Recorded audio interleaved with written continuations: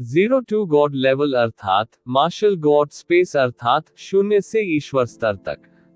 अध्याय 3636 से 3640। नमस्कार, आप कहानी में खो जाएं उससे पहले चैनल को सब्सक्राइब करें और नोटिफिकेशन ऑन करें। धन्यवाद। इस दृश्य को देखकर येज़ेवेन के दिल में मिश्रित भावनाएं थीं, लेकिन उसने हस्तक्षेप नहीं किया क्योंकि वह जानता था कि छोटी क्रिसेंट मून बचपन से ही सबसे बेहतर जीवन जी रही थी, क्योंकि उसकी देखभाल उसके और कई अन्य सम्राटों द्वारा की जाती थी। उसने सर्वोत्तम ताओवादी ग्रंथों की साधना की और सर्वोत्तम साधना संसाधन प्राप्त किए, लेकिन उसे इसकी कीमत भी चुकानी पड़ी। वह अन्य सम्राटों की राह पर और अधिक गहराई तक चलती गई, और वह और अधिक गहराई में गिरती गई, खुद को निकालने में असमर्थ रही, क्योंकि प्रत्येक सम्राट एक अत्यंत शक्तिशाली व्यक्ति था। अपने पद से हटकर ही वे पद को प्राप्त कर सकते थे। जब स्वर्ग के प्रतिशोध की परीक्षा समाप्त हुई, तो यह इस पर निर्भर था कि वह कब अपने रास्ते से हट सकती है। इन बाधाओं के बीच एक पिता के रूप में नन्हे क्रिसेंट मून पर उनका सबसे गहरा प्रभाव था। इस कारण वह सबसे पहले पराजित हुए। केवल अपने अतीत को परास्त करके ही नन्हा क्रिसेंट मून इन बंधनों से मुक्त हो सकता है, महान पद के कुछ ग्रंथों का विलय कर सकता है और सर्वोच्च महान पद को प्राप्त कर सकता है। मैं भी रोड़ा बन गया हूँ। येज़ेवेन का मुंह थोड़ा सा हिल गया और उसने व्यंग्यपूर्ण मुस्कान के साथ सोचा। वह इस मामले में मदद नहीं कर सका और वह मदद नहीं कर सका। यह स्वयं छोटे क्रिसेंट मून पर निर्भर था। इस स्थिति से बाहर निकलने के लिए वह केवल छोटी क्रिसेंट मून पर ही निर्भर हो सकती थी। प्रत्येक चरम शक्ति को ऐसी राह से गुजरना पड़ा, परंपरा को तोड़ना पड़ा, पूर्ववर्तियों के नियमों और बाधाओं को तोड़ना पड़ा और अंततः एक अद्वितीय आत्मा प्राप्त करना पड़ा। एक अर्थ में अर्ध सम्राट का सम्राट में परिवर्तन सम्राट के स्वर्गीय स्वामी में परिवर्तन से भी बड़ा था। पदोन्नति की शुरुआत से लेकर सम्राट बनने तक कोई दुनिया का सबसे अनोखा व्यक्ति होगा। दुनिया में मेरे जैसा कोई नहीं है। और जाहिर है, छोटी क्रिसेंट मून ने भी अपने पिता को भीड़ में देखा था। ये कहा जाना चाहिए कि दुनिया में उसके पिता की छाप पुनर्जीवित हो गई थी। हालांकि यह निश्चित रूप से वास्तविक शरीर से तुलनीय नहीं था। एक निश्चित समय पर कुछ हद तक यह थोड़ा सा भी कमतर नहीं था। यह एक अत्यंत कठिन प्रतिद्वंद्वी था। ऐसे कई लोग थे जो अर्ध सम्राट काल के शिखर पर थे। उनमें से कई एक ही पीढ़ी के पहले व्यक्ति थे, सम्राट के अधीन पहले व्यक्ति, लेकिन येज़ेवेन जैसा कोई अधिक मूल्यवान व्यक्ति कभी नहीं था, जो दुनिया का पहला व्यक्ति था। क्योंकि उसी पीढ़ी के कई लोग और यहाँ तक कि उस समय उससे दबी हुई पुरानी पीढ़ी के कई लोगों ने मार्ग प्राप्त कर लिया था और सर्वोच्च सम्राट का मार्ग प्राप्त कर लिया था। दूसरे शब्दों में कहें तो दुनिया के सबसे ताकतवर इंसान का खिताब येज़ेवेन ने सभी सम्राटों को दबाकर हासिल किया था। इससे येज़ेवेन की किंवदंती में बहुत अधिक रहस्य और शक्ति जुड़ गई।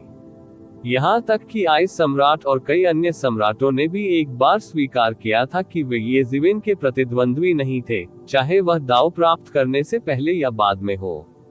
येज़ेवेन शायद एक अभूतपूर्व और दुर्जय अस्तित्व बन गया होता अगर वह स्वर्ग के असंख्य संसारों में रहता। येज़ेवेन के सामने बियान ज़ियाओयू कैसे घबरा नहीं सकता था। वह प्राचीन काल से ही सम्राट से नीचे का सबसे शक्तिशाली व्यक्ति था। उन्हें सम्राट से नीचे सबसे ताकतवर व्यक्ति के रूप में भी जाना जाता था, लेकिन येज़ेवेन की तुलना में उसकी प्रतिष्ठा बहुत कम थी। हालांकि वह जानती थी कि उसके पास कोई अन्य विकल्प नहीं था। उसे कई शाही सम्राटों की विरासत में मिली थी और उसने उनके द्वारा बनाए गए दाव धर्मग्रंथों का पालन किया था।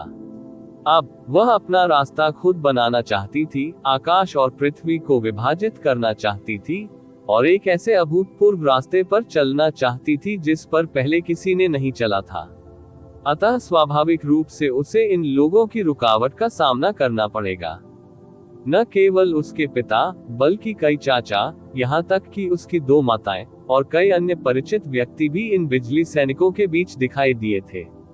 कुछ ऐसे सम्राट भी थे जिनके बारे में उसने केवल प्राचीन किताबों में सुना था, लेकिन पहले कभी नहीं देखा था।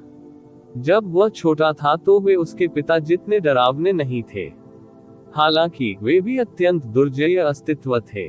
वे उसके चरम पर उससे कमतर नहीं थे। जो लोग सम्राट बनने में सक्षम थे वे अपने साथियों में सर्वश्रेष्ठ थे। उनके लिए किसी प्रतिद्वंद्वी से मुकाबला करना कठिन था। हिस, क्या वह मृत सम्राट नहीं है?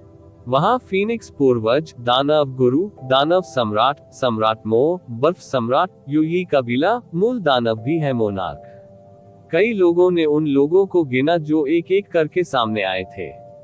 इनमें से प्रत्येक नाम एक समय स्वर्ग के असंख्य संसारों में एक प्रसिद्ध अस्तित्व था। अब वे सभी युवा पीढ़ी के लिए एक परीक्षा बनने के लिए एक एक करके उपस्थित हुए। ये कैसी अद्भुत पंक्ति थी। हालांकि अन्य महान सम्राट भी बहुत मजबूत हैं, मुझे अभी भी लगता है कि मार्शल सम्राट अधिक मजबूत है। हालांकि उसने इसे अभी तक प्राप्त नहीं किया है। मार्शल सम्राट मुर्गियों के झुंड में एक क्रेन की तरह है। उसे ऐसा महसूस होता है सभी नायकों का दमन। मेरी भी यही भावना है। यद्यपि वे सभी अपने साथियों के बीच अजेय होने की ताकत रखते हैं, मार्शल सम्राट विशेषज्ञों में सबसे मजबूत है। प्राचीन काल से भले ही सम्राट के नीचे के सभी विशेषज्ञ एक साथ इकट्ठा हो जाएं, मुझे डर है कि वह अब भी सबसे ताकतवर होगा। ऐसा नहीं है कि ये महान सम्राट बहुत कमजोर हैं, बात यह है कि मार्शल संप्रभु बहुत मजबूत है। इनमें से कोई भी व्यक्ति समय की नदी से बाहर निकल सकता है और आसानी से हम सभी अर्ध सम्राटों को मार सकता है।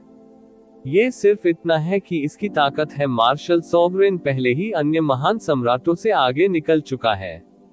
मैं उस समय अभी भी युवा था, इसलिए मैंने मार्शल सम्राट की सुंदर छवि नहीं देखी थी। अब उसकी छाप की पुनर्प्राप्ति के साथ मैं पहले से ही उसके सर्वोच्च प्रभाव को देख सकता हूँ। वह वास्तव में अपनी महान उपाधि के योग्य है। हालांकि अब वह अपनी ही बेटी का सामना करने जा रहा है। भले ही मार्शल सम्राट जीवन में वापस आ जाए, वह इस तरह की लाइन अप से निपटने में सक्षम नहीं हो सकता है। इस समय सम्राट भी शहर में बहुत चर्चा हुई। वे इन युवा सम्राटों की शक्ल देखकर चौंक गए। इन सम्राटों का समय की नदी से निकलकर एक ही युग में एकत्रित होने का एहसास सचमुच बहुत चौंकाने वाला था। भले ही वे केवल अपनी युवावस्था में थे और उन्होंने मार्ग हासिल नहीं किया था, उनके पास पहले से ही भविष्य में सर्वोच्च असर था। तियान कबीले के सम्राट के आसपास सम्राट स्तर के अधिक निशान थे, लेकिन किसी ने इसकी परवाह नहीं की। इसके बजाय वे उस भयानक लाइन अप से हैरान थे जिसका सामना छोटे क्रिसेंट मून को करना पड़ा। स्वर्ग के मार्ग ने उन्हें बाहर निकलने का रास्ता ही नहीं दिया। ऐसी सेना का सामना करते हुए छोटा क्रिसेंट मून बस मुस्कुराया और कहा, चूंकि कोई रास्ता नहीं है, तो हम केवल अपनी पूरी ताकत से लड़ सकते हैं। मार डालो। जैसे ही वह बोल रही थी, छोटे क्रिसेंट मून ने पहले ही बिजली के संकट में उसे मार डाला था। उन बिजली लोगों के पास सम्राट की छाप नहीं थी, लेकिन अगर नहीं भी थी तो कम से कम उनके पास अर्ध सम्राट स्तर की ताकत थी। केवल स्वर्ग का मार्ग ही विशेषज्ञों की ऐसी सेना बना सकता है। तियान कबीले सहित अन्य सेनाएं इस स्तर को हासिल नहीं कर सकी। उसके हाथ में डार्क ड्रैगन हेल्बर्ट ने नृत्य किया और सम्राट डाओइस्ट टूल से संबंधित भयानक शक्ति का प्रदर्शन किया गया। एक आकस्मिक झटके के साथ बिजली गिरने से जो लोग समय पर चकमा नहीं दे सके, वे सभी कट गए। उनके उबरने का कोई रास्ता नहीं था। यहाँ तक कि स्वर्ग के मार्ग की छाप भी नष्ट हो गई और सीधे शुद्ध ऊर्जा में बदल गई, जिसे छोटे क्रिसेंट मून ने अवशोषित कर लिया। क्लेश को पार करने का ये तरीका काफी हद तक वैसा ही था जैसे येज़िवेन ने अतीत में क्लेश को पार किया था। और इन बिजली लोगों के हमले छोटे क्रिसेंट मून के शरीर पर पड़े, लेकिन वे उसके शरीर पर फीनिक्स रॉब को नहीं तोड़ सके। सम्राट स्तर के दाववादी उपकरण की रक्षात्मक शक्ति कुछ ऐसी नहीं थी जिसे ये बिजली वाले लोग तोड़ सके। यही उसका सबसे बड़ा फायदा भी था। एक अपराध के लिए और एक बचाव के लिए, खुद को बचाने के लिए दो दाववादी उपकरण। वह येज़िवेन से भी अधिक खर्चीली थी। अंत में उसने अधिक से अधिक लोगों को मार डाला और उन सम्राट के छापों पर हमला करना शुरू कर दिया जो पीछे खड़े थे और हमला नहीं करते थे। सबसे पहले आक्रमण करने वाला आइस सम्राट था। उसने लापरवाही से मुक्का मारा और बर्फ के टुकड़े आकाश में बिखर गए, जिससे पूरा शून्य जमा हो गया। जिस क्षण उसने अपनी चाल चली, वह तुरंत लाइटनिंग ट्रूप से कहीं अधिक मजबूत हो गया। बर्फ सम्राट के हमले के बाद अन्य सम्राट के छापों ने हमला नहीं किया। जाहिर है, उन्होंने भी अपना रुतबा कायम रखा। साथ ही ये स्वर्ग के मार्ग द्वारा दिया गया जीवित रहने का एक मौका भी था। ये धीरे धीरे मजबूत होगा, झुंड नहीं। यदि इन सभी लोगों ने एक ही समय पर हमला किया, भले ही ये ज़मीन उस समय पुनर्जीवित हो गया हो, उसके लिए जीवित रहना मुश्किल होगा। अकेले छोटे क्रिसेंट मून को छोड़ दे जो था क्लेश को पार करना, वह निश्चित रूप से मर जाएगी। बचने की बिल्कुल भी संभावना नहीं थी। ये बर्फ सम्राट बचपन से ही घमंडी था। जब उसने हमला किया तो ये स्वाभाविक रूप से बिल्कुल अलग था। मूल रूप से बिजली लोगों की सेना छोटे क्रिसेंट मून के लिए कोई खतरा पैदा नहीं कर सकती थी। हालांकि आइस महारानी पहले से ही लिटिल क्रिसेंट मून को धमकी देने में सक्षम थी। उसके फीनिक्स वस्त्र पर आग की लपटें बर्फीली आभा से जम गई थी। ये बर्फीली आभा इतनी प्रबल थी कि अंतरिक्ष को भी जमा सकती थी। यदि बर्फ की महारानी स्वयं इसका उपयोग करती, तो ये बर्फीली आभा समय की नदी को भी प्रभावित कर सकती थी। ये सचमुच भयावह था। हालांकि फीनिक्स रॉब शक्तिशाली था, लेकिन छोटा क्रिसेंट मून आखिरकार सम्राट नहीं था। वह अपनी शक्ति का 100% प्रयोग नहीं कर सकी और फिर भी संयमित रहेगी। देखते ही देखते युद्ध छिड़ गया। देखते ही देखते हजारों हमले हो गए। आकाश में भयानक लहरें उठी और हर कोई चकित हो गया। आकाश के सम्राट को छोड़कर केवल ये ज़मीन ही सभी गतिविधियों को स्पष्ट रूप से देख सकता था। युद्ध के अंत तक आइस सम्राट कई बार गंभीर रूप से घायल हो गया था। वह कई बार डार्क ड्रैगन हेलबर्ट द्वारा बह गया था और उसका शरीर टूट गया था। सामान्य परिस्थितियों में वह गंभीर रूप से घायल हो गया होता, लेकिन स्वर्ग के प्रतिशोध से वह घायल हो गया था, इसलिए लड़ते लड़ते वह और अधिक साहसी हो गया। और छोटे क्रिसेंट मून की भौहें भी बर्फ से सनी हुई थी, जिन्हें हटाना मुश्किल था। लेकिन आखिरकार वह चरम स्थिति में थी और उसके शरीर की सुरक्षा के लिए उसके पास 2 दाव उपकरण थे। उसका दबदबा था और उसने एक ही झटके में आइस सम्राट को मार डाला। लेकिन जिस क्षण आइस सम्राट मारा गया, एक और अतुलनीय शक्तिशाली सम्राट युद्ध में शामिल हो गया। यह मूल दानव कबीले का दानव राजा था। आइस सम्राट की तुलना में मूल दानव कबीले का दानव राजा और भी अधिक भयानक था। उसका शरीर बिल्कुल अजेय था और भले ही वह डार्क ड्रैगन हेलबर्ट के साथ आमने सामने टकराने की हिम्मत करता, उसका हाथ सीधे नहीं काटा जाता। आप ऑडियो बुक्स 108 देख रहे हैं। धोखेबाजों से सावधान रहें। युद्ध और भी अधिक तीव्रता से छिड़ गया। अंततः मूल दानव कबीले के दानव राजा ने निराश होने के लक्षण दिखाए। वह दानव राजा का मुकाबला नहीं कर सका और उसके शरीर पर दरारें दिखाई दी। लेकिन जब सभी ने सोचा कि यह आइस सम्राट के साथ पहले जैसी ही लड़ाई होगी, तो एक और महान सम्राट लड़ाई में शामिल हो गया। यह अंडरवर्ल्ड का सर्वोच्च शासक डेथ किंग था। डेथ किंग ये कियान जो हल्के कपड़े पहने हुए थे, हाथ में एक कीमती तलवार लेकर युद्ध में शामिल हुए। लिटिल क्रिसेंट मून, जो मूल रूप से आसानी से बढ़त हासिल करने में सक्षम था, अंततः नुकसान में होने के संकेत दिखाने लगा। 2 युवा सम्राटों के हमलों के तहत वह बार बार पराजित हुई। जब छोटे क्रिसेंट मून ने अंततः बाहर निकाला और मूल दानव राजा के दानव राजा को अपने हल्बर्ट से मार डाला, तो उसे भी डेथ किंग की कीमती तलवार से चाकू मार दिया गया और उसे गंभीर चोटें आईं। लेकिन नन्ही क्रिसेंट मून ने भी अवसर का लाभ उठाते हुए डेथ किंग को अपने हल्बर्ट से आधा काट दिया और सम्राट की उस छाप को काट दिया जो स्वर्गीय दाव ने उसे प्रदान की थी। लड़ाई अभी अपने चरमोत्कर्ष पर पहुंची थी और छोटे क्रिसेंट मून ने चौंकाने वाली खेती का प्रदर्शन करते हुए पहले ही 3 युवा सम्राटों को मार डाला था। प्रतिवेदन लॉग इन करें। किसी भी खराब अनुवाद के बारे में हमें बताने के लिए टेक्स्ट का चयन करें और रिपोर्ट पर क्लिक करें। लेस देन पिछला सूचकांक, अगला greater than little crescent moon के घाव चिंताजनक दर से ठीक हो रहे थे। उसके शरीर पर फीनिक्स रोग उसके द्वारा अपनाई गई फीनिक्स पुनर्जनन तकनीक के साथ जुड़ गया था, जिससे उसकी रिकवरी में तेजी आई। ऐसी पुनर्प्राप्ति क्षमता के बिना वह इतनी अभूतपूर्व लड़ाई में टिक नहीं पाती। जैसे ही उसने डेथ लॉर्ड के एम्पायरियन लॉर्ड चिन्ह को अलग किया, कुछ और एम्पायरियन लॉर्ड युद्ध में शामिल हो गए। याओ लॉर्ड, मिंगडी और युयोग ने भी उड़ान भरी। स्वर्गीय दाओ जीवित रहने का कोई मौका नहीं छोड़ेगा, लेकिन इसी तरह के क्लेश को पार करने वाले व्यक्ति को आसान समय नहीं मिलने देगा। एम्पायरियन लॉर्ड्स पिछले किसी भी चरण से भिन्न थे। वे स्वर्ग और पृथ्वी के प्रतिबंधों को पार करते हुए स्वर्ग और पृथ्वी के शिखर विशेषज्ञ थे। एक बार फिर अभूतपूर्व युद्ध छिड़ गया।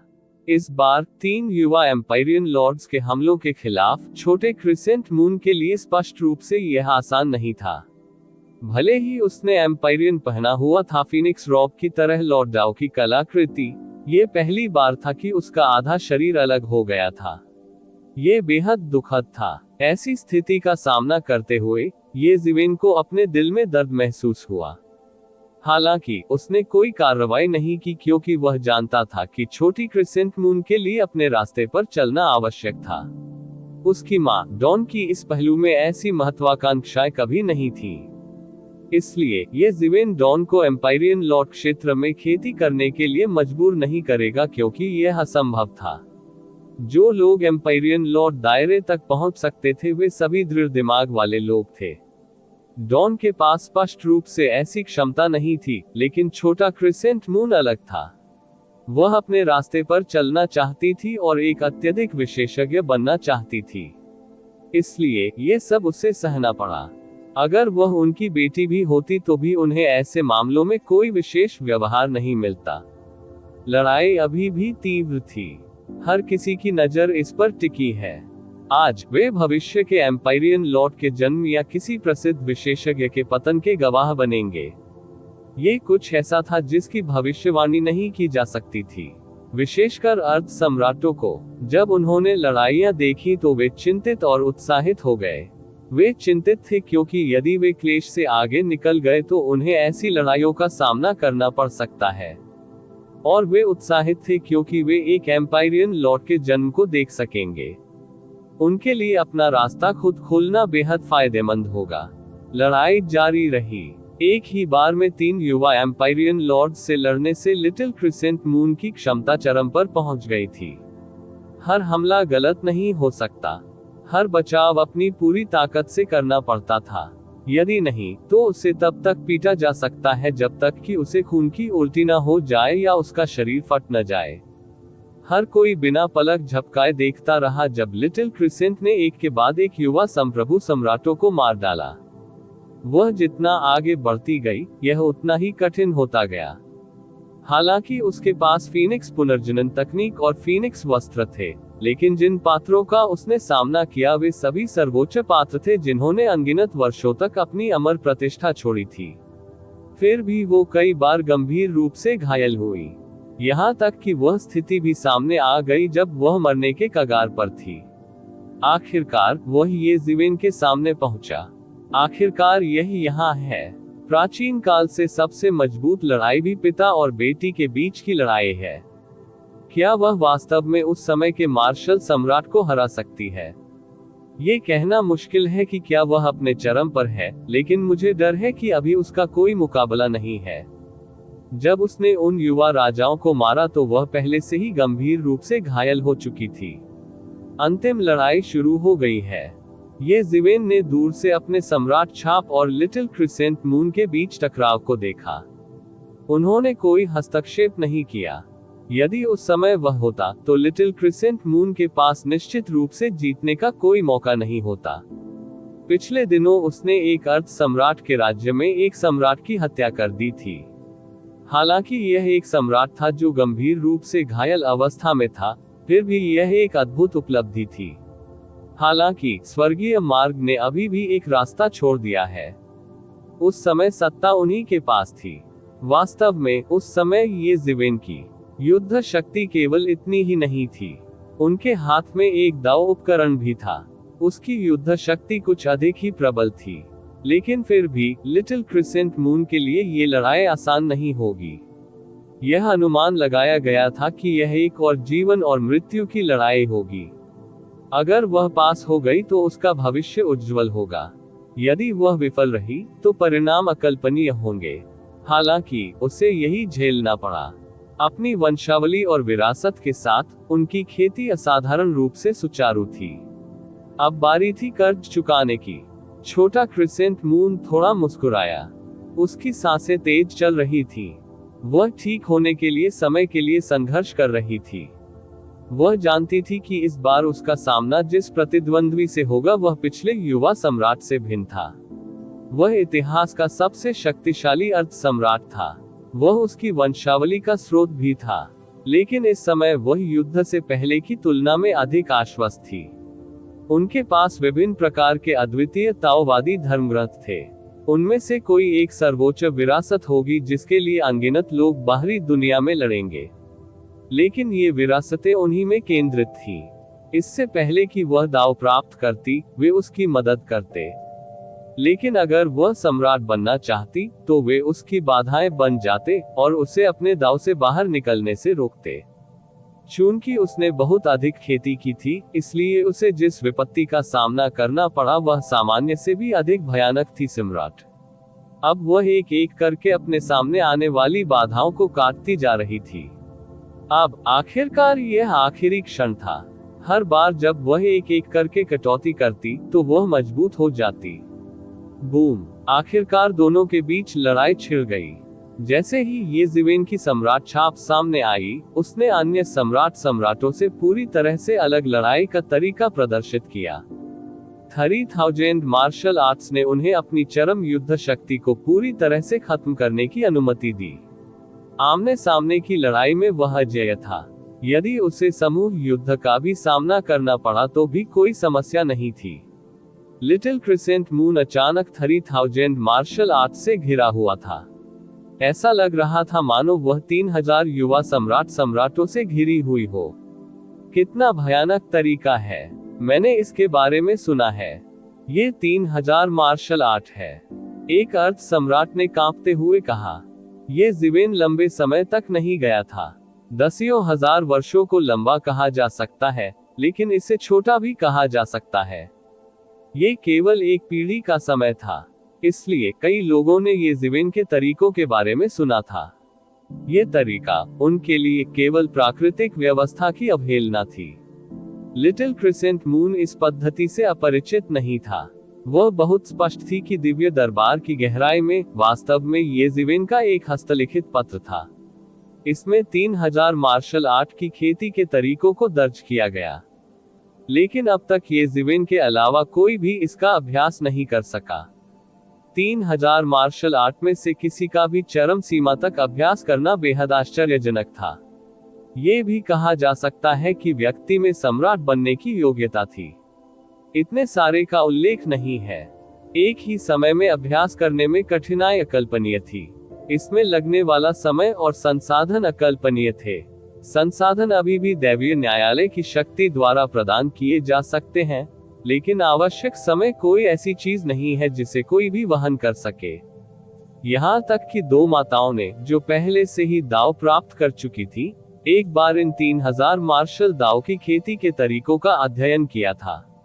उन्होंने जो कहा उसके अनुसार यदि वे अपनी खेती छोड़ दें और विफलता की संभावना पर विचार किए बिना पुनः खेती करें, तो प्रत्येक मार्शल दाव को चरम तक विकसित करने और इंपीरियल लॉर्ड दायरे तक पहुंचने में अभी भी लाखों साल लगेंगे। वे नहीं जानते थे कि ये ज़िवेन ने ये कैसे किया। ये बिल्कुल असंभव था। अंत में वे केवल यही निष्कर्ष निकाल सके कि वह एक दुर्लभ प्रतिभा था। तभी वह इतना चौंकाने वाला मुकाम हासिल कर सका। वह 3000 मार्शल आर्ट से अपरिचित नहीं थी, लेकिन ये पहली बार था जब उसने इसे अपनी आंखों से देखा था। लेकिन वह शुरुआत में 3000 मार्शल आर्ट्स की भयावहता को महसूस कर सकती थी। 3000 ये ज़िवेन ने एक ही समय में हमला किया। प्रत्येक ने एक ऐसी विधि अपनाई जो एक ही रैंक की अजेय सेना को हराने के लिए पर्याप्त थी। 3000 मार्शल आर्ट की पद्धतियों को देखकर दिव्य कुल के सम्राट अत्यंत आश्चर्यचकित हो गए। वह स्वाभाविक रूप से इस पद्धति की भयावहता को देख सकता था। ऐसा प्रतीत नहीं होता था कि मानव जगत में इसका अस्तित्व ही है। इस पद्धति का अभ्यास करना किसी के लिए भी असंभव था, लेकिन उन्होंने ऐसा किया। सौभाग्य से यह व्यक्ति वहां से निकल कर चला गया है, अन्यथा वह अनिवार्य रूप से दुनिया के दिव्य कबीले के पुनर्मिलन में बाधा बन जाएगा। हालांकि इस बार दैवीय कबीले की वापसी अजेय थी और कोई भी इसे रोक नहीं सकता था, लेकिन इस तरह के चरित्र के साथ उन्हें नहीं पता था कि येज़िविन को हटाने के लिए उन्हें कितनी कीमत चुकानी पड़ेगी। अब वह केवल अपनी पूरी ताकत से बचाव ही कर सकता था। उसी समय उसे घेरने वाले बिजली के लोग अर्थ सम्राट नहीं थे, बल्कि वास्तविक सम्राट छाप थे। हालांकि वे उसके प्रतिद्वंद्वी नहीं थे, फिर भी उनमें से कई थे, और फिर भी वे एक भयानक खतरा पैदा करते थे। अब स्वर्ग का प्रतिशोध मुख्य रूप से छोटे क्रिसेंट चंद्रमा का परीक्षण करने के लिए था, इसलिए उसने बाहर आने की हिम्मत नहीं की। वह जानता था कि सबसे महत्वपूर्ण समय विजेता का फैसला होने तक इंतजार करना है। अगर नन्ही क्रिसेंट मून हार जाती तो कोई बात नहीं, लेकिन अगर वह जीत जाती तो यह उसके लिए एक कदम उठाने का समय होता। बूम पुची बूम, दोनों पक्षों के बीच तमाम तरह की झड़पें हुई। महान पथ और महान पथ के बीच टकराव। शुरुआत में छोटे क्रिसेंट मून पर येज़िविन के निशान अभी भी बहुत गंभीर थे, लेकिन जैसे जैसे समय बीतता गया, छोटे क्रिसेंट मून ने येज़िविन के 3000 मार्शल आर्ट्स को और अधिक काट दिया। उसका दांव धीरे धीरे स्पष्ट और मजबूत होता गया। उसकी आभा धीरे धीरे कमजोर होती गई। वह गंभीर येज़िविन की 3000 मार्शल आर्ट्स से कई बार घायल हुई, लेकिन उनका दांव धीरे धीरे स्पष्ट और मजबूत होता गया। अंत में 3000 मार्शल आर्ट्स को काट दिया गया। लिटिल क्रिसेंट मून, जो डार्क ड्रैगन हेल्बर्ट को पकड़े हुए था, आखिरकार येज़िविन के सामने आ गया। इस समय उसके शरीर से पहले से ही खून टपक रहा था। वह लगातार हौंफ रही थी और उसकी आंखें धीरे धीरे धुंधली हो रही थी। ये युद्ध का अंतिम क्षण था, और इस समय येज़िविन के लिए एक कदम उठाने का समय था। 3000 मार्शल आर्ट्स की तुलना में उनका शरीर और भी भयानक था। उन्होंने सभी प्रकार की मार्शल आर्ट का प्रयोग अधिक सहजता से किया। तलवार के समान एक साधारण उंगली एक अद्वितीय तलवार तकनीक थी। आप ऑडियो बुक्स 108 देख रहे हैं। धोखेबाजों से सावधान रहें। लेकिन छोटे क्रिसेंट मून का सामना करते हुए, जो अंत तक कायम रहा, येज़िविन की आखिरी छाप अंततः कट गई। बात बस इतनी सी थी कि अंत में छोटे क्रिसेंट मून के शरीर पर एक बड़ा घाव हो गया। स्वर्ग का प्रतिशोध धीरे धीरे फीका पड़ने लगा। युद्ध के इस बिंदु पर स्वर्ग का प्रतिशोध भी अंततः पारित हो गया। एम्परा बी शहर में आश्चर्य की चीख पुकार मच गई। अंततः स्वर्ग का प्रतिशोध पारित हो गया। क्या कोई और सम्राट पैदा होने वाला था? अचानक इस समय तियान कबीले के सम्राट, जो लंबे समय से साजिश रच रहे थे, ने आखिरकार एक चाल चली। इस समय नन्हा क्रिसेंट मून अभी अभी स्वर्ग के प्रतिशोध को पार कर चुका था और सबसे कमजोर स्थिति में था। वह दूसरे सम्राट के गुप्त हमले का विरोध करने में बिल्कुल असमर्थ थी। एक झटके में ब्रह्मांड में एक ठंडी ठहाका गूंज उठा। तियान कबीले का सम्राट लड़खड़ाकर गिर पड़ा, मानो उसे कोई भारी झटका लगा हो। उसने अपनी छाती पकड़ ली और पुराना खून मुंह से बाहर निकाला। उसकी आंखें अविश्वास से चौड़ी हो गईं। ये कैसे संभव है? प्रतिवेदन लॉग इन करें। किसी भी खराब अनुवाद के बारे में हमें बताने के लिए टेक्स्ट का चयन करें और रिपोर्ट पर क्लिक करें। लेस देन पिछला सूचकांक अगला ग्रेटर देन तियान कबीले के शाही सम्राट ने अविश्वास में अपनी आंखें चौड़ी कर ली। उसे किसी भी दैवीय क्षमता या कानून से कोई हमला महसूस नहीं हुआ। ये सिर्फ एक ठंडी खर्राटे थी, फिर भी उसे ऐसा लगा जैसे उसे कोई भारी झटका लगा हो। ये कैसा भयानक अस्तित्व था।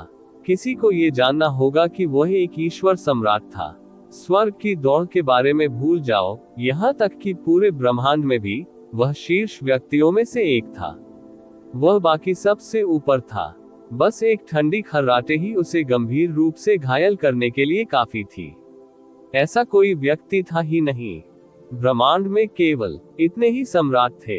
हालांकि संख्या कम नहीं थी, पहले और दूसरे प्रतिरोध युद्ध की तुलना में गुणवत्ता बहुत खराब थी। उस समय न केवल अनेक सम्राट थे, बल्कि वे शक्तिशाली भी थे। 7वें और 8वें क्षेत्र के कई सम्राट थे। उस समय असंख्य स्वर्ग और असंख्य क्षेत्र आकाशीय दौड़ से एक ठहराव तक लड़ने में सक्षम होंगे। लेकिन अब, यद्यपि कई सम्राट थे, वे पिछले हजारों वर्षों में केवल सम्राट ही बने थे। उनमें से अधिकांश केवल दूसरे या तीसरे दायरे में थे। ब्रह्मांड में ऐसा कोई अस्तित्व नहीं था जो उसे इतनी आसानी से घायल कर सके। लिटिल क्रिसेंट मून, जो उसके सामने था, भी स्तब्ध रह गया। वह दिव्य सम्राट से भारी प्रहार झेलने के लिए तैयार थी, लेकिन कौन जानता था कि दिव्य सम्राट अचानक लड़खड़ाकर जमीन पर गिर जाएगा। वह समझ नहीं पाए। दिव्य सम्राट बहुत शक्तिशाली था। भले ही वह अपनी सबसे कमजोर स्थिति से गुजरी हो, फिर भी वह उसकी बराबरी की नहीं थी। वह बचाव के लिए केवल सम्राट बी सिटी पर भरोसा कर सकती थी। लेकिन अब वह उसके सामने गंभीर रूप से घायल हो गया था। ये कोई चालाकी भरी साजिश नहीं थी। उसके वर्तमान के विरुद्ध दूसरे पक्ष को ऐसी धूर्त साजिशों का प्रयोग करने की आवश्यकता नहीं थी। कौन है? दिव्य सम्राट का शरीर बारिश की तरह दिव्य तेज से फूट पड़ा और खुद को बचाने के लिए एक सुरक्षा कवच में बदल गया। उसके चारों ओर एक डोमेन पूरी तरह से खुला हुआ था। अभी अभी उसे लगा कि उस पर घात लगाया गया है। अब वह पूरी तरह से सुरक्षित था और दूसरों द्वारा घात लगाकर हमला नहीं किया जा सकता था। हम्फ। जैसे ही दिव्य सम्राट की आवाज गिरी, एक और ठंडी खर्राटे सुनाई दी। फिर दिव्य सम्राट ने एक और कराह निकाली। उसका पूरा शरीर उड़ गया। उसने मुंह से पुराना खून उगल दिया। उसका शरीर घनी दरारों से भर गया था और खून बह रहा था। ऐसा लगा जैसे उसे कोई भारी झटका लगा हो। यदि यह अभी अभी एक दुर्घटना थी, तो यह अब सभी के लिए स्पष्ट था। हर किसी को अपनी पीठ से ठंडा पसीना बहता हुआ महसूस हो रहा था। यह महज एक ठंडी खर्राटे थी, और फिर भी इसमें इतनी ताकत थी। वह व्यक्ति कोई और नहीं बल्कि असंख्य विश्वों का सर्वोच्च संप्रभु सम्राट था। अंत में वह बिल्कुल भी प्रतिकार करने में असमर्थ रहा। ऐसा लग रहा था मानो उसे उसी स्तर के किसी विशेषज्ञ ने मुक्का मार दिया हो। सभी की निगाहें इधर उधर घूम रही थी, हर जगह तलाश कर रही थी, मानो वे उस व्यक्ति को ढूंढना चाहते हो, भले ही वे जानते हो कि यह व्यर्थ हो सकता है। उसी समय एक आकृति धीरे धीरे भीड़ के सामने प्रकट हुई। जब भीड़ ने यह आकृति देखी तो सभी ने अविश्वास से अपनी आंखें मल ली। जिस व्यक्ति को उन्होंने देखा वह कोई और नहीं बल्कि मार्शल सम्राट था, जो अभी अभी स्वर्गीय क्लेश में प्रकट हुआ था। यह एक मार्शल सम्राट है। हजारों वर्ष बीत चुके थे और उस समय का मार्शल सम्राट पहले ही एक किंवदंती बन चुका था। कोई नहीं जानता था कि वह कहां गया, और कोई नहीं जानता था कि वह अभी भी जीवित है या नहीं। क्या ऐसा हो सकता है कि एक मार्शल सम्राट द्वारा छोड़ी गई छाप प्रकट हो गई हो? सबने शून्य की ओर देखा। ये सबसे संभावित संभावना थी। हालांकि ऐसा लग रहा था कि इस आकृति में सांसारिक आभा का कोई निशान नहीं है, ये केवल ब्रह्मांड में खड़ी है। लिटिल क्रिसेंट मून ने उसके सामने की आकृति को देखा। वह उसके लिए कोई अजनबी नहीं थी। हजारों वर्षों के बाद वह भी एक छोटी बच्ची से एक युवा लड़की बन गई थी, लेकिन ये ज़िवेन बिल्कुल भी नहीं बदली थी। यह अभी भी वैसा ही था, बिल्कुल पेंटिंग जैसा ही, बस यह और भी अधिक सुंदर और उत्कृष्ट और भी अधिक गहरा दिखाई देता था। उसके मन में अभी भी ये ज़िवेन की यादें थी। उसका खून असाधारण था और उसमें जन्म से ही याद रखने की क्षमता थी। हालांकि वह अभी बच्ची थी, फिर भी उसे सब कुछ स्पष्ट रूप से याद था। वह सबसे सुखद स्मृति थी जो उसने इतने वर्षों में अपने दिल की गहराइयों में छिपा रखी थी। हर बार जब उसे लगता कि वह इसे पकड़ नहीं सकती, तो वह इसे देखने के लिए बाहर निकाल लेती। उसके पिता दूर से उसे सहारा देते हुए देख रहे थे। हालांकि जब वह आकृति उसके सामने आई, तो उसे लगभग संदेह हो गया कि उसने गलत देखा है। हालांकि उसने तुरंत प्रतिक्रिया व्यक्त की। यह कोई आतिशबाजी नहीं थी, न ही ये किसी आत्मा या छाप का प्रकटीकरण था। किस प्रकार की भावना या छाप इतनी प्रबल हो सकती है? इसके अलावा स्वर्ग के प्रतिशोध को पार करने के बाद उसका शरीर त्वरित गति से अपनी चोटों से उबरते हुए एक संप्रभु भगवान की काया में बदल रहा था। उसके शरीर में अनगिनत नियम जोड़े गए और उसका जीवन स्रोत बदल रहा था। उसके पास जादुई आंखें थीं जो हर चीज के आर पार देख सकती थीं। स्वाभाविक रूप से वह देख सकती थी कि उसके सामने वाली आकृति निश्चित रूप से नकली नहीं थी। पापा लिटिल क्रिसेंट मून ने अचानक उसके सामने वाली आकृति को गले लगा लिया, मानो उसे डर हो कि वह अचानक गायब हो जाएगा।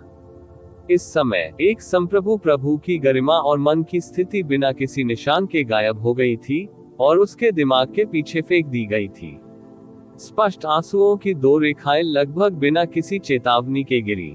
वह बचपन से ही असाधारण थी और पहले कभी नहीं रोई थी। हालांकि अब वह रुक नहीं सकती थी। ये ज़िवेन के चेहरे पर एक कृतज्ञ मुस्कान थी। लिटिल क्रिसेंट मून ने अंततः अपनी छाप छोड़ दी और अंततः एक संप्रभु भगवान बन गया। उसकी याद में नन्ही बच्ची अब एक जवान लड़की बन गई थी। उसका फिगर लंबा था और वह पहले ही ये ज़िवेन की ठुड्डी तक पहुंच चुकी थी। ये ज़िवेन ने धीरे से लिटिल क्रिसेंट मून की पीठ थपथपाई और उसके चेहरे पर मुस्कान अतुलनीय रूप से शानदार थी। ठीक है, आप एक संप्रभु भगवान बन गए हैं और आप एक चरित्र भी हैं। आप अभी भी इस तरह क्यों रो रहे हैं? क्या आप दूसरों द्वारा हंसे जाने से डरते नहीं हैं? उन्होंने हिम्मत की। लिटिल क्रिसेंट मून ने अपने होंठ मोड़े और कहा। हालांकि अंततः वह रुक गई और उसके चेहरे पर आंसुओं के दाग अपने आप गायब हो गए। सम्राट बी शहर में स्वाभाविक रूप से किसी ने भी लिटिल क्रिसेंट मून पर हंसने की हिम्मत नहीं की। वह एक प्रतिष्ठित संप्रभु प्रभु थी। जब तक वे जीना नहीं चाहते, वे केवल एक विचार से मर सकते थे। इसके अलावा वे ये भी समझ सकते थे कि हजारों वर्षों तक अलग रहने के बाद एक पिता और बेटी के लिए खुशी के आंसू रोना अपरिहार्य था। उन्होंने पहले भी लिटिल क्रिसेंट मून का दृढ़ संकल्प देखा था। उसने इतने सारे संप्रभु लॉर्ड्स के सामने बिल्कुल भी हार नहीं मानी और प्राचीन काल से अनगिनत शक्तिशाली लोगों को मार डाला। यदि यह वे होते तो वे ऐसा कैसे कर सकते थे? लिटिल क्रिसेंट मून को सांत्वना देने के बाद ये ज़िवेन ने तियान कबीले के संप्रभु प्रभु की ओर देखा। इस समय तियान कबीले के संप्रभु स्वामी के चेहरे पर अभी भी पूरी तरह से अकल्पनीय भाव था। मार्शल सम्राट, उसने ये दो शब्द बोले। शुरू से अंत तक उसने कभी नहीं सोचा था कि एक मार्शल सम्राट प्रकट होगा। हर कोई जानता था कि एक मार्शल सम्राट अच्छे भाग्य के पथ पर चला गया था। दूसरों को अच्छे भाग्य के पथ के खतरों के बारे में नहीं पता था, लेकिन वह फिर भी थोड़ा बहुत जानता था। एक मार्शल सम्राट का उल्लेख न करें, प्राचीन काल से कोई भी संप्रभु स्वामी जो उससे अधिक शक्तिशाली था, अच्छे भाग्य के पथ से नहीं लौटा था। एक मार्शल सम्राट कैसे लौट सकता है? यह अपने आप में अतार्किक था। इसके अलावा यदि कोई मार्शल सम्राट भी लौट आया होता तो भी उसे कोई परवाह नहीं होती। एक मार्शल सम्राट ने हजारों वर्षों तक केवल दाव ही प्राप्त किया था। अधिक से अधिक उसकी साधना चौथे या पांचवें स्तर पर होगी। फिर भी वह पहले ही बहुत आगे बढ़ चुका था। वह वास्तव में ऐसे मार्शल सम्राट से नहीं डरता था। एक पूर्ण विकसित मार्शल सम्राट भयानक हो सकता है, लेकिन उसे उस अवसर और उस समय की भी आवश्यकता थी। हालांकि जैसे ही एक मार्शल सम्राट लौटा, उसने पूरी तरह से अपनी ताकत दिखा दी। एक ठंडी खर्राटे उसे गंभीर रूप से घायल करने के लिए काफी थी। ये बातें किसी काल्पनिक कहानी जैसी लग रही थी। ये बिल्कुल अविश्वसनीय था। हालांकि ये फिर भी हुआ। कोई कल्पना कर सकता है कि वह अब कितना सदमे में था। इस समय केवल तियान कबीले का ये संप्रभु स्वामी ही हैरान नहीं था। यहाँ तक कि तियान कबीले की सेना भी हैरान थी। मूलतः उन्होंने सोचा कि जीत उनकी मुट्ठी में है। उनके पक्ष ने एक अनुभवी संप्रभु लॉर्ड को भी भेजा जो लिटिल क्रिसेंट मून को एक झटके में पकड़ सकता था और उसका उपयोग दिव्य न्यायालय को रोकने के लिए कर सकता था। आप ऑडियो बुक्स 108 देख रहे हैं। धोखेबाजों से सावधान रहें। इस मुकाम को हासिल करने के लिए उन्होंने न जाने कितनी तैयारी की है। उन्होंने समाचार को अलग कर दिया और यहाँ तक कि लोगों को दैवीय न्यायालय की कार्रवाई में देरी करने के लिए भेजा। इसे बैग में होना चाहिए था, लेकिन अब गलतियों की एक श्रृंखला थी। वास्तव में लिटिल क्रिसेंट मून ने सबके सामने दाव प्राप्त कर लिया था, और फिर प्रसिद्ध मार्शल सम्राट प्रकट हुए थे। तियान कबीले की सेना में से उनमें से कई ने हजारों साल पहले युद्ध में भाग लिया था। उस युद्ध में उन्हें अब भी वह सर्वोच्च लालित्य याद है जो ये जिवेन ने अब तक प्रदर्शित किया था। उसने अपनी ताकत से तियान कबीले की पूरी सेना को लगभग नष्ट कर दिया और तियान कबीले को फिर से सील कर दिया, जो बड़ी मुश्किल से सील तोड़ने वाला था। ये कहा जा सकता है कि वह तियान कबीले का एक अद्वितीय दुश्मन था। हालांकि यह पहली बार नहीं था कि तियान कबीले को सील कर निर्वासित किया गया था। प्राचीन काल से केवल मार्शल सम्राट ये जिवेन ही थे जो अपनी ताकत से इसे हासिल कर सकते थे। और अब जब दिव्य दौड़ अपने चरम पर थी, यह महान शत्रु वापस आ गया था। ये सोचकर कई लोगों को अपनी पीठ पर ठंडक महसूस होने लगी। वे ये भी समझते थे कि ये जिवेन उतना अजेय नहीं हो सकता जितना वह अतीत में था, जब वह सभी सम्राटों के साथ दिव्य दौड़ का सामना कर रहा था। हालांकि उस समय की छाया अविस्मरणीय थी। क्या आप सचमुच एक मार्शल सम्राट हैं? तियान कबीले के इस संप्रभु स्वामी ने ये जिवेन को देखा और लगभग दहाड़ने लगा। मैं इस पर विश्वास नहीं करता। कितने साल बीत गए, आप इस स्तर तक कैसे बढ़ सके? चाहे मैं एक मार्शल सम्राट हूं या नहीं, क्या मुझे इस पर विश्वास करने की जरूरत है? ये जिवेन ने व्यंग्य के साथ कहा। तब मैंने तुम्हें बाहर जाने का रास्ता दिया था। मैंने तुम सबको नहीं मारा। मुझे उम्मीद नहीं थी कि भविष्य में परेशानी होगी। मुझे बताओ, तुम बाहर कैसे आए? मैं जानना चाहता हूँ कि उसकी सील कौन तोड़ सकता है। मैं फिर वापस चला गया। ये जिवेन की खेती उस समय से बहुत दूर थी जब वह सील को पीछे छोड़ गया था। उसने अभी अभी सम्राट क्षेत्र में कदम रखा था। हालांकि उन्होंने अपने पूर्ववर्तियों द्वारा छोड़ी गई अनगिनत मुहरों के आधार पर मुहर लगाई थी। ये कहा जा सकता है कि प्राचीन काल से लेकर वर्तमान तक कई सम्राट क्षेत्र विशेषज्ञों की शक्ति को इकट्ठा करके मुहर पूरी की गई थी। दुर्घटनाओं से बचने के लिए उसने स्वर्ग और लोकों के सामने एक अवरोध भी छोड़ दिया। यहाँ तक कि स्वर्ग और लोकों के संप्रभु प्रभुओं को भी सील तोड़ना मुश्किल होगा।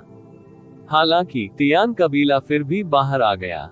ये जिवेन को इसके पीछे के कारण में बहुत दिलचस्पी थी। प्रतिवेदन लॉग इन करें। किसी भी खराब अनुवाद के बारे में हमें बताने के लिए टेक्स्ट का चयन करें और रिपोर्ट पर क्लिक करें। लेस देन पिछला सूचकांक, अगला ग्रेटर देन मार्शल सम्राट। बहुत आश्वस्त मत हो।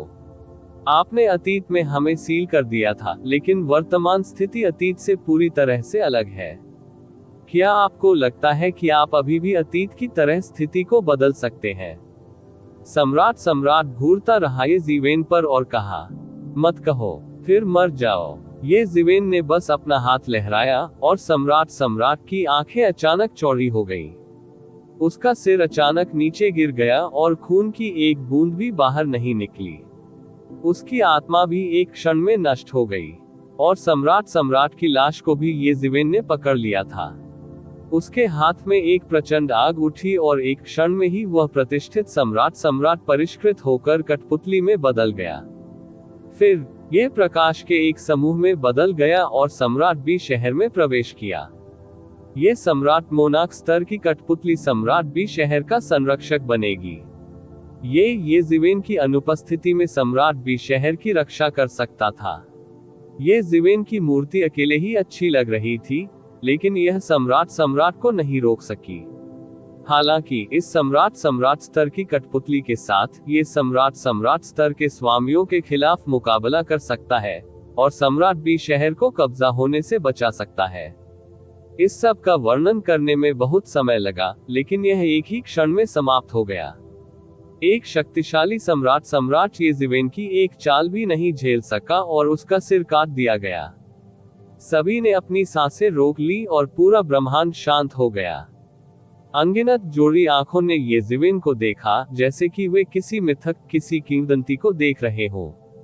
मूल रूप से वे जानते थे कि महान मार्शल सम्राट बहुत शक्तिशाली था, लेकिन उस समय मार्शल सम्राट इस हद तक मजबूत नहीं लग रहा था। वह किसी सम्राट को यूं ही मार सकता था। गुड फॉर्चून के प्रसिद्ध गेट के पीछे उसे क्या हासिल हुआ? प्राचीन काल से कोई भी उस द्वार के पीछे से वापस क्यों नहीं आ सका, लेकिन वह उससे वापस आ सका। आखिर इसमें क्या छिपा था? उनके मन में कई सवाल उभरे, लेकिन किसी ने ऊपर जाकर पूछने की हिम्मत नहीं की। अब भी ये शिवेन ने जो अतुलनीय दैवीय शक्ति प्रदर्शित की थी, उसके बारे में सोचकर उन्हें अतुलनीय झटका लगा। लिटिल मून भी हैरान था। वह पहले से ही सम्राट स्तर की व्यक्ति थी, लेकिन सम्राट क्षेत्र में प्रवेश करने के बाद उसे अपने और तियान कबीले के इस सम्राट के बीच की खाई के बारे में पता चल गया। मूल रूप से जब उसने इंपीरियल मोनार्क दायरे में प्रवेश नहीं किया था, तो उसे केवल यह महसूस हुआ कि उसके लिए उसके खिलाफ जाना असंभव था, न ही वह ये समझ पा रही थी कि उनके बीच कितना बड़ा अंतर था। अब जब वह वास्तव में उसी प्रमुख दायरे में खड़ी थी, तो अंततः उसे समझ में आया कि उनके बीच कितना बड़ा अंतर था, और उसके लिए खुद को बचाना और भी मुश्किल हो गया था। वह निश्चित रूप से सम्राट लॉर्ड्स में एक विशेषज्ञ था। हालांकि ये दिव्य सम्राट भगवान अपने पिता की एक भी चाल को रोक नहीं सका। उसके पिता कितने मजबूत हो सकते हैं, उसने कल्पना करने का साहस ही नहीं किया। वह अब एक अज्ञानी छोटी लड़की नहीं थी। एक संप्रभु सम्राट पहले से ही ब्रह्मांड में एक सर्वोच्च व्यक्ति था। स्वाभाविक रूप से वह उनके बीच का अंतर समझ गई। हालांकि ये जिवेन के लिए ये कुछ भी नहीं था। आखिरकार वह महज एक सम्राट भगवान थे। वह उसे एक शब्द से मार सकता था। सम्राट लॉर्ड ने ग्रेट वे कानून को सीमा तक लागू किया था। हालांकि वह पहले ही इस सीमा को पार कर चुका था, इसलिए वे बिल्कुल भी समान स्तर पर नहीं थे। यदि दिव्य एम्पायरियन भगवान ये कहना चाहते हैं तो ऐसा ही होगा। यदि वह ये नहीं कहना चाहता तो ऐसा ही हो। पूर्ण शक्ति के सामने सभी प्रकार की योजनाएं और साजिशें बेकार थीं। हालांकि जब उसने अभी हमला किया तो उसे स्वर्गीय दाव का दमन महसूस हुआ। ब्रह्मांड में स्वर्गीय दाव की उपस्थिति की बिल्कुल भी अनुमति नहीं थी। ब्रह्मांड का स्वर्गीय दाव फॉर्चून गॉड राजवंश की तुलना में बहुत कमजोर था। ये भी उतना उत्तम नहीं था, इसलिए स्वाभाविक रूप से स्वर्गीय दाव को पोषित करने का कोई तरीका नहीं था। ये जिवेन जैसे स्वर्गीय गुरु का अस्तित्व पूरे स्वर्ग और असंख्य दुनियाओं को टुकड़ों में तोड़ने के लिए पर्याप्त था। उसे कोई नहीं रोक सका। इसलिए ये जिवेन यहाँ अपनी पूरी ताकत प्रदर्शित नहीं कर सका, जब तक कि उसका इरादा ब्रह्मांड के स्वर्गीय दाव के साथ पूर्ण टकराव की स्थिति में प्रवेश करने का नहीं था। यह उसके लिए बेहद नुकसानदायक होगा। हालांकि ब्रह्मांड का स्वर्गीय दाव फॉर्चून गॉड राजवंश जितना मजबूत नहीं था, फिर भी ये बहुत शक्तिशाली था। अगर वह गतिरोध में पड़ गया तो ये जिवेन को अच्छा नहीं लगेगा। उसे स्वर्गीय दाव की प्रतिक्रिया का भी सामना करना पड़ सकता है। एक ही व्यक्ति की ताकत से ब्रह्मांड में अनगिनत जीवित प्राणियों का प्रतिनिधित्व करने वाले स्वर्गीय दाव के खिलाफ लड़ना बिल्कुल मूर्खतापूर्ण था। हालांकि इससे उन्हें कोई फर्क नहीं पड़ा। उन दिव्य एम्पायरियन लॉर्ड्स के विरुद्ध उसे इसकी आवश्यकता नहीं थी उन्हें मारने के लिए अपनी पूरी ताकत का इस्तेमाल करना। हालांकि दिव्य जाति के अचानक परिवर्तन ने उसे थोड़ा सतर्क कर दिया। ऐसा लग रहा था कि सील की गई भूमि पर फिर से जाने और दिव्य दौड़ को फिर से सील करने का समय आ गया है। उसकी नजर दिव्य जाति सेना पर पड़ी। जब सेलेस्टियल रेस सेना ने ये जिवेन की नजर को अपनी ओर जाते देखा, तो उन्हें तुरंत लगा जैसे वे एक दुर्जय दुश्मन का सामना कर रहे हैं। कुछ तो ढह भी गए। वे बदहवास होकर दूर भाग गए। हालांकि वे ये जिवेन के सामने से कैसे बच सकते थे? ये जिवेन ने कोई हलचल नहीं की। उसने बस अपना हाथ हिलाया और उनके सामने एक चौंकाने वाला दृश्य सामने आ गया। इस दृश्य को हर कोई अपने जीवन काल में कभी नहीं भूलेगा। लाखों सैनिक, दिव्य जाति की विशिष्ट सेना और विभिन्न सहायक जातियां सभी के सामने पूरी तरह से ध्वस्त हो गई थी। हाँ, वे ढह गए थे। यह ऐसा था जैसे कोई शक्ति क्षितिज से आ गई हो। दिव्य जाति की जो सेना बह गई थी, उसके पास राख में बदलने से पहले चीखने का भी समय नहीं था। उनके शरीर विघटित हो गए, परमाणुओं में बदल गए और वहीं ढह गए। न कोई खून था, न कोई शानदार दृश्य था। बात सिर्फ इतनी थी कि उनके शरीर ढह गए थे और सबसे बुनियादी परमाणुओं में बदल गए थे। एम्परर बी सिटी के सभी संभ्रांत स्वामी अपनी आंखें खुली से देखते रहे। यदि उन्होंने इसे अपनी आंखों से न देखा होता और यदि किसी ने उन्हें बताया होता कि वहां इतना भयानक दृश्य था, तो भले ही उन्हें पीट पीट कर मार डाला जाता, वे इस पर विश्वास नहीं करते। उनके हाथ के एक झटके से लाखों करोड़ों सैनिक पूरी तरह से शून्य में बदल गए थे। इससे अधिक भयानक कोई शक्ति नहीं थी। इस शक्ति के सामने वे बहुत तुच्छ थे। उनमें और चींटियों में क्या अंतर था? यदि वे सम्राट लॉर्ड्स के साथ सेना में शामिल हो जाते हैं और विभिन्न साधनों का उपयोग करते हैं, तो वे लड़ने में सक्षम हो सकते हैं, लेकिन ये ज़िवेन का सामना करने के बारे में क्या जिसके पास ऐसी शक्ति थी? उनके मन में विरोध करने का विचार कैसे आया? वे नहीं जानते थे कि सम्राट लॉर्ड्स के ऊपर एक स्वर्गीय गुरु था, लेकिन वे समझ सकते थे कि इस समय ये ज़िवेन कितना शक्तिशाली और भयानक था। एक ने दुनिया बनाने का सोचा, एक ने दुनिया को नष्ट करने का सोचा। ये ज़िवेन को ऐसी दिव्य शक्ति के साथ देखकर सम्राट बी शहर के कई लोग उत्साहित होने लगे, खासकर कई लोग जो सम्राट बी शहर आए थे। वे ये ज़िवेन के प्रशंसक थे और तीर्थयात्रा करने के लिए यहाँ आए थे। मूल रूप से वे ये ज़िवेन के खंडहरों की प्रशंसा करना चाहते थे, लेकिन अब वे अपने सामने वास्तविक व्यक्ति को देख सकते थे। वे कैसे उत्साहित नहीं हो सकते थे? कुछ तेज लोगों ने पहले ही जमीन पर झुककर अपना सम्मान दिया था। ऐसा केवल इसलिए नहीं था क्योंकि ये ज़िवेन की खेती भयानक थी, बल्कि इससे भी महत्वपूर्ण बात यह थी कि उसने स्वर्ग और 10,000 दुनियाओं के लिए कई अच्छे काम किए थे। इस दिन से अभी भी सभी को लाभ हो रहा था। ये ज़िवेन ने अपना हाथ लहराया और दिव्य वैभव उसकी उंगलियों के अंतराल से बिखर गया। ये प्रकाश की बारिश की तरह सम्राट बी शहर पर गिरा और सम्राट बी शहर में प्राणियों के शरीर में गिर गया। अचानक इन विशेषज्ञों और संभ्रांत लोगों ने पाया कि प्रकाश की इस बारिश के तहत उनकी चोटें पूरी तरह से ठीक हो गई हैं। उनकी कुछ पुरानी चोटें ठीक नहीं हो सकी थी, लेकिन अब वे पूरी तरह ठीक हो गए हैं। कुछ लोगों को लगा कि उनकी मूल रूप से अत्यंत ठोस सफलता बाधा भी गायब हो गई है। जब तक वे कुछ समय के लिए बंद कमरे में प्रशिक्षण लेते हैं, वे स्वाभाविक रूप से अपनी खेती में सफलता प्राप्त कर सकते हैं। वे तुरंत आश्चर्यचकित और प्रसन्न हुए। वे स्वाभाविक रूप से समझ गए कि ये सब ये ज़िवेन द्वारा दिया गया था। वे घुटनों के बल बैठ गए और जोर से चिल्लाए, धन्यवाद मार्शल सम्राट, इनाम के लिए। युद्ध सम्राट अमर रहें। सभी प्रकार की चीखों से पूरे एम्परर बी शहर में एक ध्वनि लहर बन गई और प्रत्येक लहर पिछली से अधिक तेज थी। ये ज़िवेन ने संतुष्टि के साथ सिर हिलाया। उनके लिए ये निस्संदेह स्वर्ग का आशीर्वाद था। हालांकि ये ज़िवेन के लिए ये बस एक छोटा सा प्रयास था। ये बिल्कुल भी कुछ नहीं था। इस समय लिटिल क्रिसेंट मून, जो उसके बगल में था, लगभग ठीक हो गया था। जब तक किसी ने परेशान नहीं किया, सम्राट क्षेत्र की पुनर्प्राप्ति क्षमता अभी भी बहुत आश्चर्यजनक थी।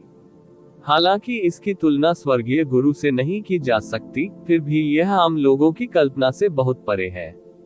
फिर ये ज़िवेन ने लिटिल क्रिसेंट मून से 10,000 दुनियाओं की स्थिति और स्वर्गीय कबीले के बाद के परिवर्तनों के बारे में पूछा। छोटा वर्धमान चंद्रमा फिर अपना मुंह खोला और ये ज़िवेन को बताया। ये ज़िवेन के चले जाने के बाद 10,000 दुनियाओं और स्वर्गों की समग्र स्थिति अभी भी अपेक्षाकृत स्थिर थी। हालांकि उनके जाने के बाद 2 या 3 लोगों ने दाव हासिल कर लिया था, फिर भी समग्र स्थिति अपेक्षाकृत स्थिर थी। यह उन अंतहीन लड़ाइयों की तरह नहीं था जब सत्ता में कई सम्राट क्षेत्र के स्वामी थे। ये कहा जाना चाहिए कि ये ज़िवेन द्वारा छोड़ी गई टीम बहुत अत्याचारी थी। 5 सम्राट थे जो ये ज़िवेन से संबंधित थे और महत्वपूर्ण क्षण में एक साथ खड़े थे। दूसरों को कमोबेश ये ज़िवेन से अनुग्रह प्राप्त हुआ था। आप ऑडियो बुक्स 108 देख रहे हैं। धोखेबाजों से सावधान रहें। ऐसी परिस्थिति में फिर कोई युद्ध कैसे छिड़ सकता है? मूलतः उन्होंने एक क्षेत्र को विभाजित किया और अलग अलग विकसित किया। अधिकांश समय वे नजदीकी खेती में भी बिताते थे। पूरे 10,000 लोकों और स्वर्गों की स्थिति स्थिर मानी गई। स्वर्गीय कबीले की पिछली अराजकता के कारण 10,000 दुनियाओं और स्वर्गों को बहुत नुकसान हुआ। इस वक्त चुपचाप जख्मों को चाटने का वक्त था। स्वाभाविक रूप से लड़ने का कोई मूड नहीं था। इसके अलावा यदि वे वास्तव में लड़ते तो अन्य सम्राट रियलम लॉर्ड्स, सम्राट मॉन्स्टर लॉर्ड और अन्य के विरोधी नहीं होते। हालांकि ये सब 10 साल पहले बदल गया। 10 साल पहले सेलेस्टियल रेस ने बिना किसी चेतावनी के अचानक सील तोड़ दी। ये कुछ ऐसा था जिसकी किसी को उम्मीद नहीं थी। इन वर्षों में महान सम्राट लगातार दिव्य जाति के अवशेषों को मिटाते रहे थे।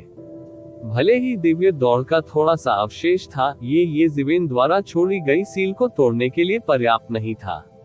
ऐसा इसलिए था क्योंकि सील को सम्राटों द्वारा मजबूत किया गया था, जिसमें ये ज़िवेन भी शामिल था। ये और अन्य जो बाद में सत्ता में थे, वे भी इसे सुदृढ़ करने के लिए गए। भले ही समय बीतने के साथ सील धीरे धीरे कमजोर हो सकती है, लेकिन अब ये निश्चित रूप से नहीं थी। इसलिए हर किसी की राय में स्वर्गीय कबीला उनके जीवन काल में दोबारा प्रकट नहीं हो सकता है। इसे गिनते हुए ये पहले से ही स्वर्ग के विरुद्ध तीसरा युद्ध था।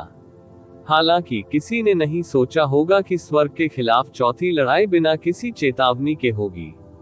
तियान कबीले की सेना ने बिजली की गति से सील को तोड़ दिया और सील किए गए मैदान पर कब्जा कर लिया। सीलबंद मैदानों में तैनात सभी कुलीनों का सफाया कर दिया गया और उनमें से एक भी भागने में कामयाब नहीं हुआ। फिर इन सम्राट रियलम लॉर्ड्स ने एक के बाद एक सील को तोड़ा और दुनिया पर कब्जा करने के लिए सेना का नेतृत्व किया। संपूर्ण 10,000 लोग और स्वर्ग उनके लोहे के खुरों में गिर गए। प्रतिवेदन लॉग इन करें। किसी भी खराब अनुवाद के बारे में हमें बताने के लिए टेक्स्ट का चयन करें और रिपोर्ट पर क्लिक करें।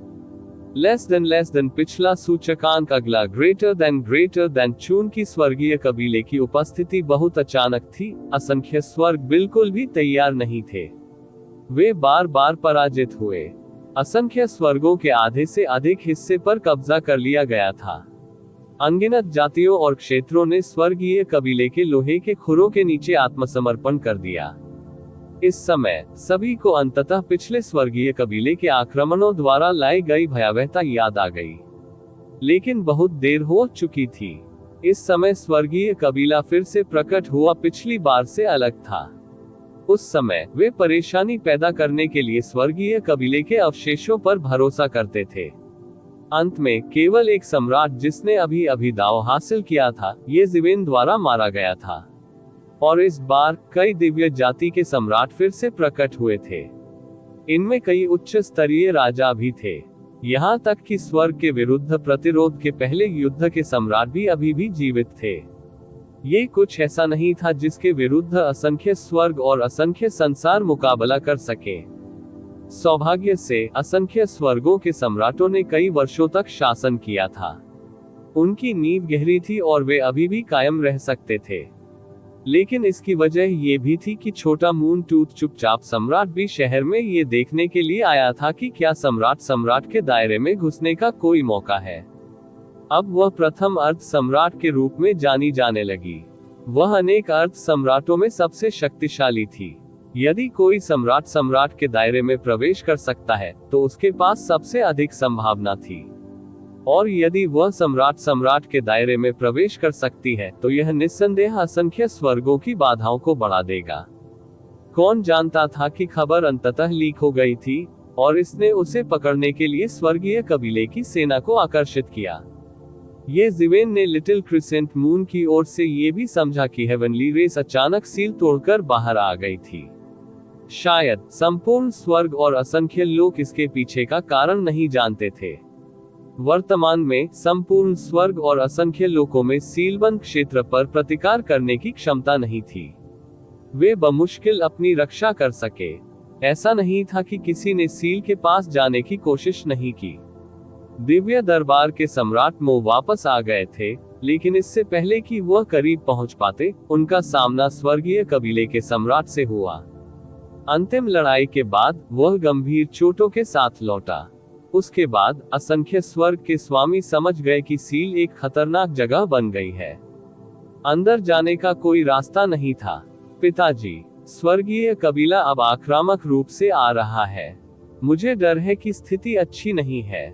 सौभाग्य से पिताजी वापस आ गए हैं, छोटे मूनटूथ ने मुस्कुराते हुए कहा।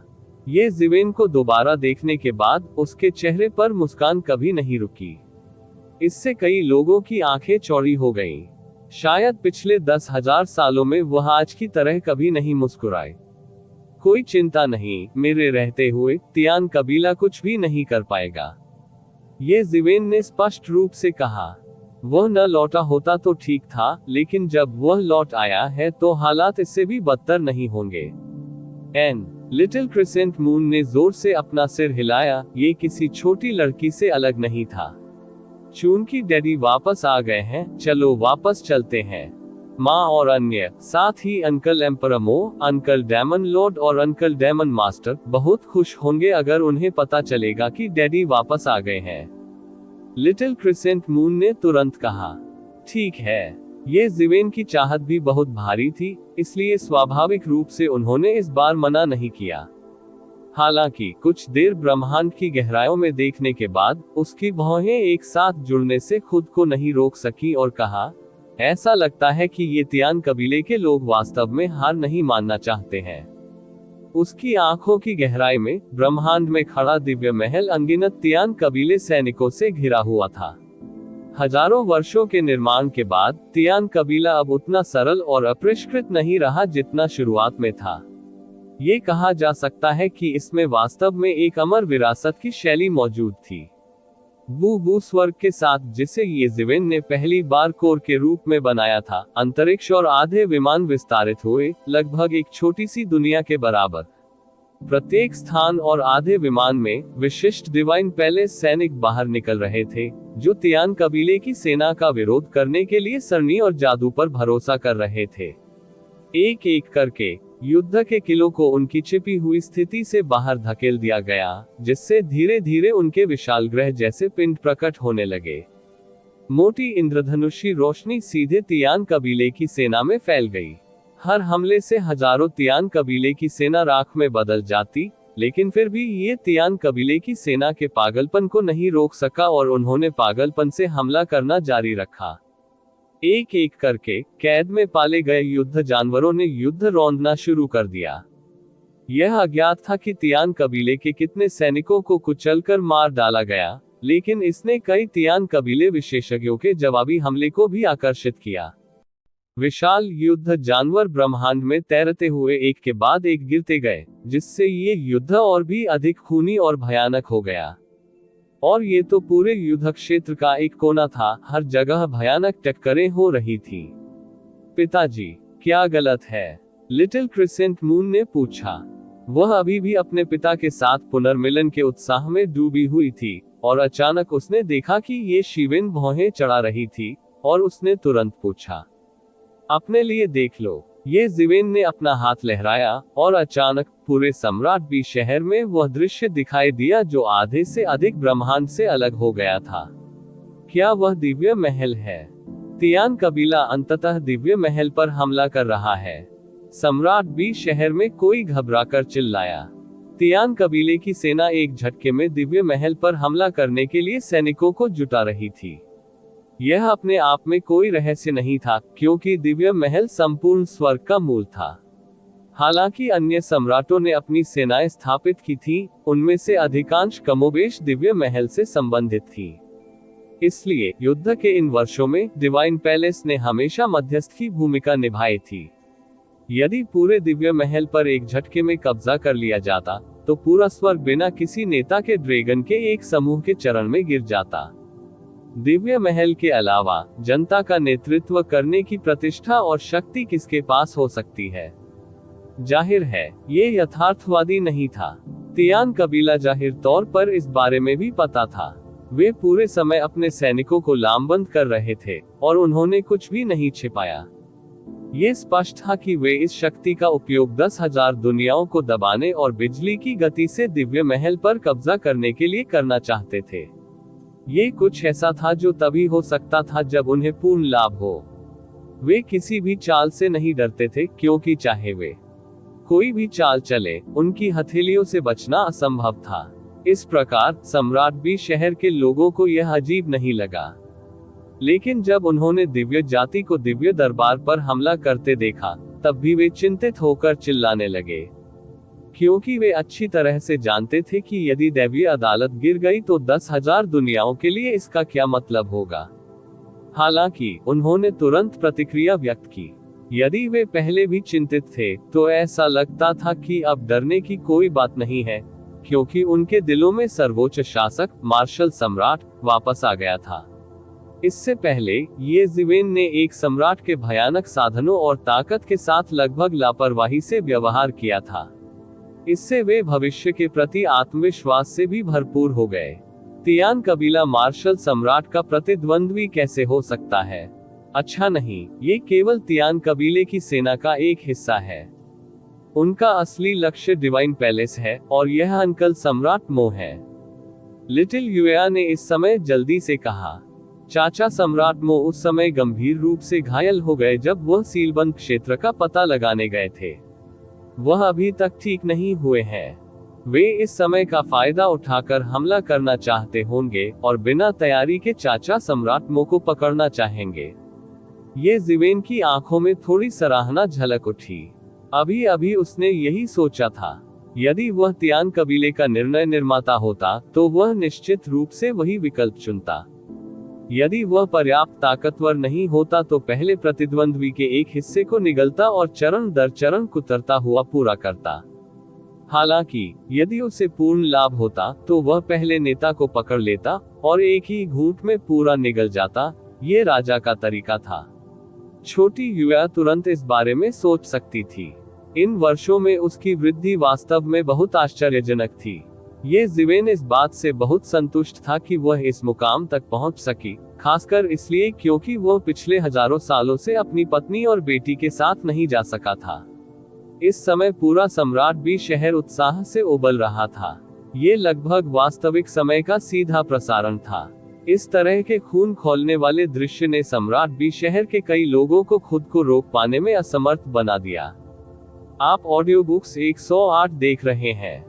धोखेबाजों से सावधान रहें। ये जिवेन स्वयं एक किंवदंती थे। हजारों साल पहले उसने पूरे तियान कबीले को सीलबंद क्षेत्र के दूसरी तरफ वापस लाने के लिए स्वर्ग और 10,000 दुनियाओं का नेतृत्व किया था। और अब ये जिवेन वापस आ गया था।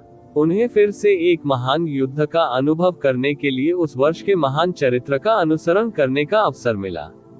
वे एक किंवदंती और मिथक खोल सकते थे जिसके बारे में वे अपने वंशजों के साथ घमंड कर सकते थे। ये जिवेन ने उनकी ओर देखा और सम्राट बी सिटी के ऊपर से उड़ान भरी। उन्होंने कहा, कौन मेरे साथ दिव्य महल में जाने को तैयार है? बाहर आओ। ये जिवेन ने अपना हाथ उठाया और चिल्लाया। सम्राट बी शहर के लगभग आधे लोग तुरंत बाहर निकल गए। बाकी आधा बाहर नहीं आया। ऐसा इसलिए नहीं था क्योंकि वे युद्ध में ये जिवेन का पीछा नहीं करना चाहते थे, बल्कि इसलिए कि वे सम्राट बी सिटी के अभिभावकों के वंशज थे। वे हजारों वर्षों से पहले ही स्थानीय मूल निवासी बन चुके थे। हालांकि उनकी ताकत बहुत खराब थी। इस स्तर के युद्ध में वे तोपचारे के रूप में भी काम नहीं कर सकते थे। वे ब्रह्मांड को भी पार नहीं कर सके। अचानक सेना निकल पड़ी। उनमें से कई कुलीन और सैनिक थे, इसलिए उन्होंने तुरंत एक सैन्य गठन का गठन किया। सब कुछ बहुत ही कम समय में हो गया। ये कुलीनों के कुलीन स्वामी के स्वामी थे। लिटिल क्रिसेंट मून ने ये जिवेन को देखा। इस समय वह अपने और अपने पिता के बीच की दूरी को समझ रही थी। ये जिवेन ने लापरवाही से अपना हाथ उठाया और चिल्लाया और लोगों का खून खौला दिया। उन्होंने अनगिनत अनुयायियों को आकर्षित किया। यह एक ऐसा आकर्षण था जो उसके पास भी नहीं था। चलो मेरे साथ दिव्य महल चले। तियान कबीले के उन छोटे कमीनों को देखने दो कि हमारी 10,000 दुनियाओं में लोग हैं। हम उन्हें अभिमानी नहीं होने देंगे। ये जिवेन की आवाज शांत, मधुर और चुंबकत्व से भरी थी, लेकिन इससे सबका खून खौल उठा। वे तियान कबीले के साथ मौत तक लड़ने के लिए इंतजार नहीं कर सकते थे। उसने 10,000 विश्वों की कमान संभाली थी हजारों वर्ष। उन्होंने हजारों वर्षों तक फॉर्चून गॉड राजवंश में भी खुद को संयमित किया था। न जाने कितनी बार उसने इतने बड़े युद्ध का अनुभव किया था, इसलिए उनके लिए सैकड़ों अरबों सैनिकों की कमान संभालना मुश्किल नहीं था। उनकी कमान के तहत यह अस्थायी रूप से संगठित सेना पहले ही दिव्य महल की दिशा में उड़ चुकी थी। ये जिवेन को नहीं पता था कि इस सेना को ब्रह्मांड के आधे से अधिक हिस्से को पार करने में कितना समय लगेगा। हालांकि ये जिवेन के पास उस तरह का धैर्य नहीं था। डिवाइन पैलेस भी इंतजार नहीं कर सका, तो ये जिवेन ने बस अपना हाथ लहराया और उनमें से प्रत्येक शैतान पंखों की एक जोड़ी में बदल गया। इस तरह पूरी सेना की गति काफी तेज हो गई। वे बिजली की गति से दिव्य महल की दिशा में उड़ गए। ये जिवेन और छोटे क्रिसेंट मून सेना के गठन के बीच में थे। जब वे दिव्य महल की ओर देख रहे थे तो उनकी आंखें ठंडी थीं। प्रतिवेदन लॉग इन करें। किसी भी खराब अनुवाद के बारे में हमें बताने के लिए टेक्स्ट का चयन करें और रिपोर्ट पर क्लिक करें। लेस देन पिछला सूचकांक, अगला ग्रेटर देन। इसी प्रकार के अपडेट्स लेते रहने के लिए हमारे चैनल ऑडियो बुक्स 108 को सब्सक्राइब करें और नोटिफिकेशन ऑन करें। धन्यवाद।